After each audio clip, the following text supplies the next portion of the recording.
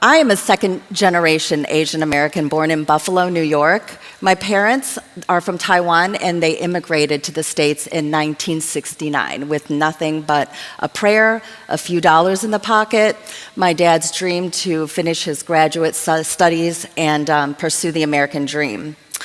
Growing up, I had a hard time dealing with the culture clash, trying to reconcile Asian collectivist values and Western individualistic values. On the one hand, honoring my parents and respecting their cultural traditions, and on the other hand, trying to redefine myself in a Western world that is centered on individualism. It was a constant struggle between two distinct and contrasting value systems, and I felt like I had two identities, one at home around my parents, our Chinese American church and community, and the other at school around my American peers. I was desperate to fit in, but there was an underlying sense that I did not belong anywhere. I wasn't Asian enough, I wasn't American enough, and I began to believe the lie that I am not enough, that I'm not good enough, and I'll never be enough. And I really was very much like a chameleon, and I just changed my colors, and really I was whoever you wanted me to be. And I just lived to please anybody who was around me. I was a total tomboy, and while I wanted nothing to do with ice skating, gymnastics, and ballet, I went along with it because that's what you did as a good little girl. But I would end up feeling super awkward and just disconnected from other girls. I did not fit in, they knew it, and I knew it. And I could not wait for those classes to be over and just come home and change and play with the neighborhood boys. I was teased and bullied in elementary school. I was mocked for the way I looked, the target of snowball fights. I'd come home with gum in my hair. And that was traumatizing, and this was during the day when you just didn't tell your parents. You kept it to yourself. And it was during my middle school years when I realized for the first time that I had what we call today girl crushes. Back then, my thoughts weren't sexual at all. In my mind, I simply admired particular girls, but in reality, I idolized them, and I was totally obsessed and infatuated. My world revolved around being noticed and acknowledged by them. In high school, I became even more self-critical, and I compared myself relentlessly to my Asian American peers. I had a major inferiority complex and dealt with my feelings of inadequacy and insecurity by cycling through performance, perfectionism, and people-pleasing. My parents were absolutely dedicated to providing for my brother and me, and they communicated their love through actions and in many practical ways. I was a sensitive, still am, sensitive and emotional girl, and I longed for words of affirmation and physical touch, especially from my mom, whom I sought to connect with, but sometimes cultural barriers would create miscommunication and misunderstandings. In high school, I casually dated a few boys, but I continued to find myself preoccupied with and fixated on certain female friends, though again, they were never sexual relationships. I would lose myself in these unhealthy, emotionally dependent, and intense friendships, craving a deep and intimate connection. But at that point in my life, my plans were, like every good Asian girl, to go off to college, graduate, launch into a stable career path, climb up the corporate ladder, have the house and the kids, get married first, and then have the kids. Being raised in a Christian home, my parents were very active in our church. I had knowledge of God, and I grew up studying His Word, and I knew a lot about sin and judgment, but I didn't know the Father's heart.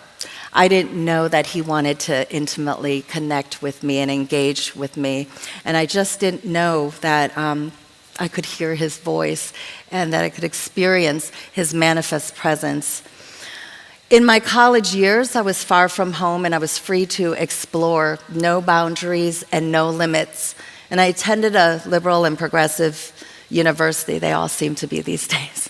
Sorry, can I say that? And I totally embraced the college experience, indulging in everything that everybody else around me was doing: drinking, drugs, partying, sex. And at the time, it was trendy to be bi-curious and bisexual. Experimentation was encouraged and celebrated. So in that context, those emotional attachments with women throughout my life became sexualized, and I gave myself to fully exploring my same-sex attractions and dated women for the next 10 years. So fast forward to 2007, San Francisco, and the Lord orchestrated a perfect storm. I was in a 5-year relationship with a woman whom I had planned to spend the rest of my life with, and I was having an affair with another woman and carrying on for 9 months. And I had thought that the perfect woman who loved me and accepted me would fill that void in my heart, but at the end of the day, I was still empty. And I was just exhausted with all the masks that I wore and entangled in a web of lies and deception. I was a liar, I was a manipulator, I was a cheater, I used people, I controlled people, and in the end, the woman that I was having an affair with, she broke it off. And the double life I led for over a decade finally caught up to me, and I had an emotional breakdown. I ended my long-term relationship.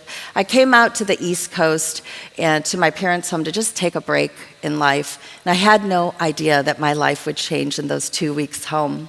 And my parents certainly didn't know that over 10 years of praying for their prodigal child to come home would be answered. I was in a deep depression, and my thoughts were, do I go back to San Francisco or leave my job? Do I move back to the East Coast for a fresh start? Or should I just end it all and take my life? I had no purpose. I had nothing to live for. Now, let me make it clear that God was nowhere on my radar. Years and years of sin and rebellion had hardened my heart. So this heart was a heart of stone. And sitting on the coffee table in the family room was a book that no one remembers purchasing. Nobody remembers placing it on the table. Nobody even knows where it came from. And so out of pure boredom, I pick up the book, and it's a book called The Blessings of Brokenness by the late Dr. Charles Stanley. And I'm just reading it, and in there it references, Romans chapter 7. And I just thought, why don't I just Google it on my phone and start from Romans 1? So I get to verse 25, and I'm reading about exchanging the truth of God for a lie and worshiping created things over the Creator, and women and men exchanging natural relations for unnatural ones. And the power of God hit me through that word in that moment. See, the Holy Spirit, he convicted me using one of the most well-known clobber passages in the Bible. Let me tell you, in an instant, it was like the scales fell off my eyes. And I was convicted, and it was not of my homosexual behavior, but it was of my pride and my idolatry. I had made myself God over my whole life, and my ways and my thoughts were higher than his. And so there I was just weeping and confessing, and I was repenting. And again, it was the kindness of God. It was the conviction, not condemnation. And you guys, I had a living encounter with God. I was, the living God. And for the first time, I just experienced this heart of perfect love, of extravagant love toward me. And I knew that God had called me out of my former life. I had no idea what it was going to look like. I just knew that I was going to go back to San Francisco, just leave my LGBTQ community behind to pursue him. And that's what I did, and I never looked back. In many ways, I was very much alone, yet I was filled with God's presence. The Prince of Peace had settled my restless heart. And the fountain of living waters had quenched my thirst. And that lost and that broken girl that was so desperate to belong and to be accepted, to be seen and heard and fully known and loved, had met the lover of her soul. Well, here's part 2. Eventually, in 2010, I made a permanent move to the East Coast to be close to family, and I was determined to find a spirit-filled church. I didn't even know what that meant.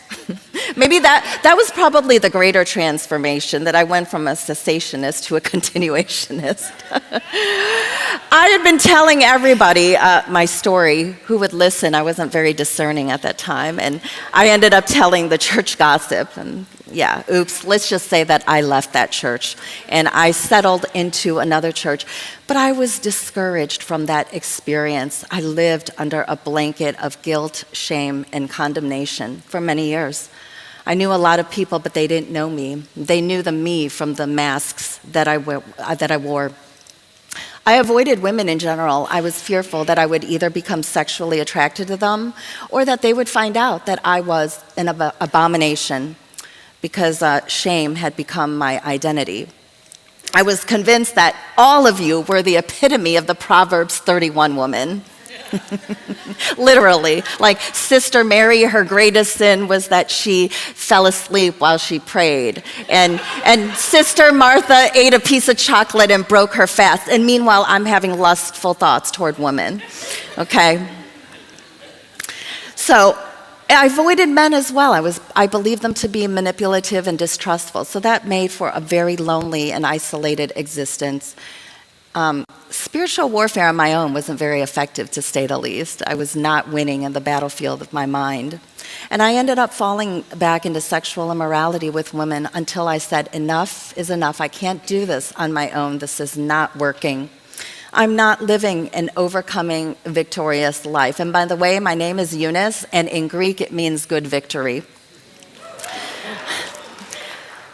But at that moment, it was like the risk of rejection in my mind just could not be worse than that torment and the bondage I was in. And so I began to open up and let people in. I had to rip off that mask and be transparent and vulnerable and honest about my brokenness. So I began to make friends. And I went from being friends only with women who were 35 years older than me, because I was like, I probably won't fall into sexual immorality with them. I mean, no offense, grannies, okay? But to expanding my friendships, with women in general, as I cultivated healthy same-sex friendships in the context of community, where I felt welcomed, loved, accepted, embraced, valued, and affirmed.